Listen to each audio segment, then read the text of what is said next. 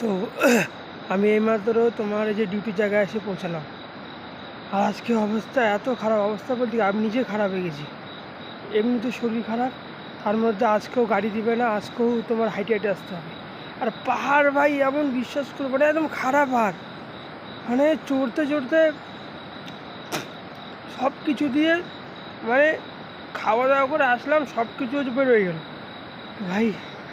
মানে ঘাইমে অবস্থা খারাপ, স্নান করে যে আসছি ওটা ওটা যে দেখে মনে হবে না, জামা কাপড় সব ভিজা। কপালটা ভালো যে গরম, একটু গরম আছে, মানে এখন আমি হাইটে হাইটে আসছি ওই জন্য মনে হচ্ছে নাকি। কিন্তু তোমার যে সব থেকে ভালো বিষয়টা এখন এই যে তোমার যে রোডটা নাই, নাহলে আরও অবস্থা খারাপ হতো। আর রাত্রি থেকে তো নাক মুখ জাম, মানে আসতেছি তো ভাই নিঃশ্বাস নিতেও অসুবিধা হচ্ছে, মানে এত সর্দি লাগছে। আর দেখতেই পাচ্ছ এরকম ঘাইমে কী অবস্থা হয়েছে।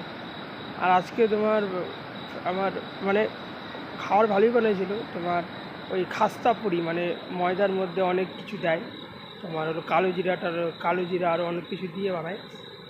তো ওটা খাই আসলাম, ভাবলাম গাড়িতে আসবো, কিন্তু এটা হলো না, হাইটে হাইটে আসলাম।